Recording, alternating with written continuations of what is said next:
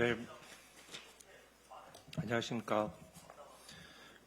국립중앙박물관에서 광복 80주년 특별전으로 이순신, 우리들의 이순신이라는 그런 특별전이 전시되고 갔다 왔는데요. 지금 본회의를 아마 그렇군요. 네. 좀 줄여주실 수 있나요? 누가 이 방 관리하시는지? 네, 계속 말씀드리겠습니다. 지금 12.3 불법계엄은 제2의 임진왜란일 수 있다라는 생각을 했습니다.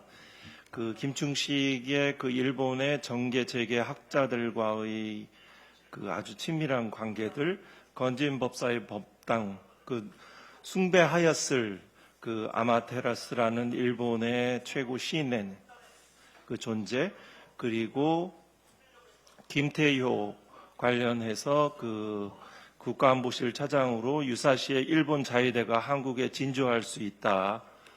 그러한 대목들을 하면서 역사적인 상상력과 추론을 하여 보는 것이죠.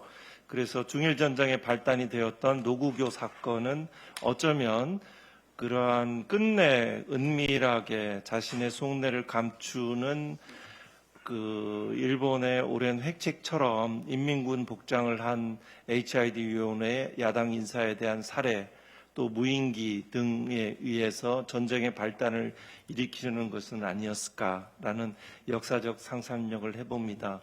그때 이순신 장군은 패주하는 도요토미 히데요시 사후에 패주하던 왜군들을 추적해서 한 사람이라도 더 섬멸하여야 또다시 조선에 침략당하는 일이 없을 거라고 말씀하셨다는 그런 기억이 있습니다.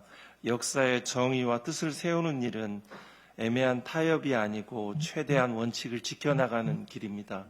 타협하는 것은 현실적인 여건이 허락될 때 부득이 취할 수 있는 조치입니다. 저는 법원에서 부장판사까지 근무했고, 그다음 대법원 재판연구관을 통해서 대법원 판례가 형성되는 과정을 보았습니다. 형사재판을 경험하였고,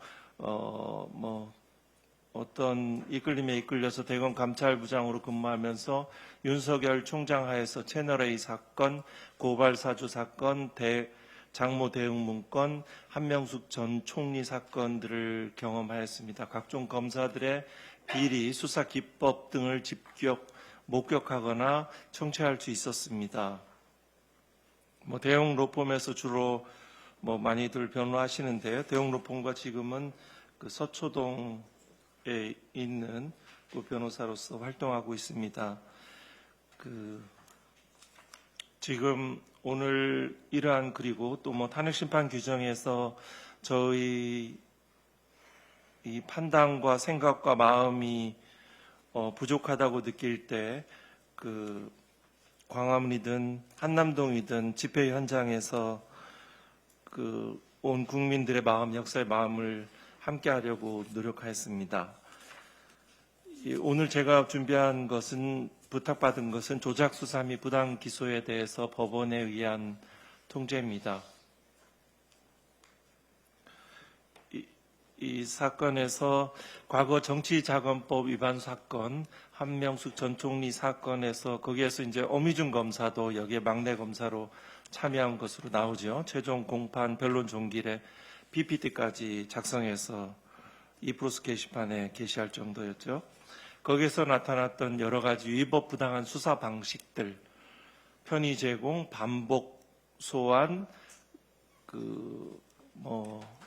플리바게닝이죠. 낮은 형벌, 교도소 이감, 또 아주 친밀한 사람과의 전화, 또 별건 인지를 하지 않겠다는 이 속에서 회유하고 압박하는 그런 수사 방식들이 제대로 진상규명이 되지 않고 처벌받지 않아서 또 이러한 행위들이 더욱더 강화, 심화되었다라고 생각이 됩니다. 현재 여기에서 나타난 현재 지금 단적으로 앞서 말씀하셨듯이 그 법원의 공소장 변경 요구는 충분한 심증과 증거 관계 검토하여서 나타나는 것들입니다. 1심과 2심에서 정치자금법 부당 기부 관련 이 공범으로 공소장 변경 요구를 하였음에도 불구하고 기속력을 갖지 않고 공고적 효력을 갖는다는 그 이유로 끝내 공소장 변경을 거부하고 불응하고 결국 유동규를 불응하게 하였지요. 그 비롯해서 여러 가지 많은 사례들에 대해서 말씀했습니다. 그 추후에 또 말씀하시겠죠. 별건으로 수사해서 체포해서 이 서울중앙지검 구치감에 체포해서 야심한 시각에 심적으로 약화되어 있을 피해자에 대해서 자녀들의 사진을 제시하고 이 사항을 우리의 요구하는 대로 진술하지 않으면 벗어날 수 없다는 회유와 압박들을 통해서 한 것이지요. 그러한 이런 허위 자백의 가능성이 아주 높게 되는 것이지요. 그리고 대법원 판결에서 당시 이제 김학의 사건에서 면담 같은 경우에 특별한 사정에 대해서 허위 자백의 가능성이 없다는 점을 검사에게 입증 책임, 증명할 책임을 분명하게 적시하였습니다. 이런 지점도 살펴볼 여지가 있고요.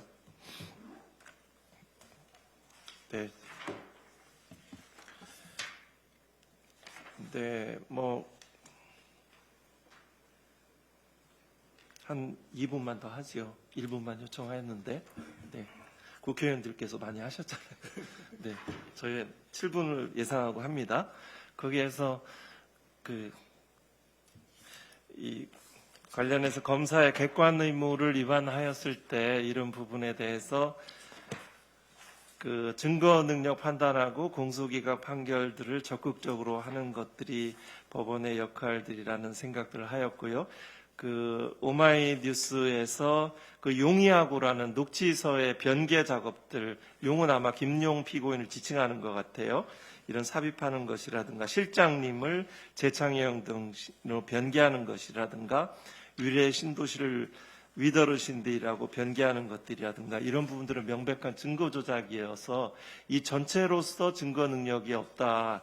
이러한 점을 좀 살펴서 공소기각분들을 적극적으로 활용할 필요가 있겠다는 생각들이 듭니다. 사실 공소권 남용에 대해서 유일하게 인정한 판결은 하나뿐이지요.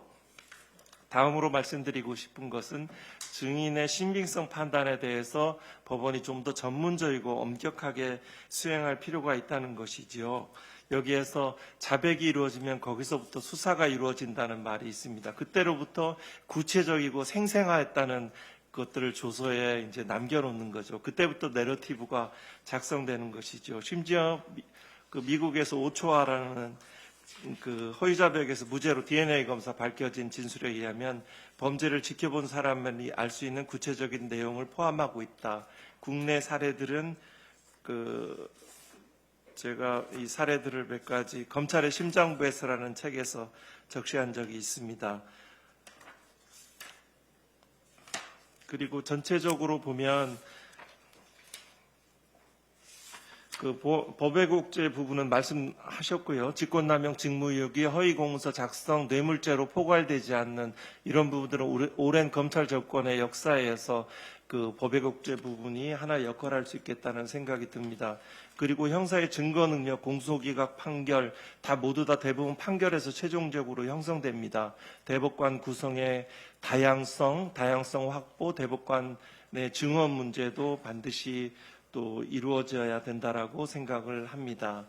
그리고 검찰의 보안 수사뿐만 아니라 보안 수사 요구조차도 수사입니다. 역사에는 발전은 정반합으로 발전하는데 시계추가 이쪽으로 가 있을 때는 중앙이 아니라 반대쪽으로 가 있어야지 가까스로 중심을 향해 갑니다. 그렇기 때문에 이 부분에 있어서도 보안 수사 요구 자체도 수사이기 때문에 이것을 허용하지 않는 방향으로 약 10여 년 정도가 흘러야지 검찰의 정치, 수사, 인권 경시, 자신의 특권을 먼저 생각하는 DNA가 변화될 거라고 생각합니다. 마칩니다. 네.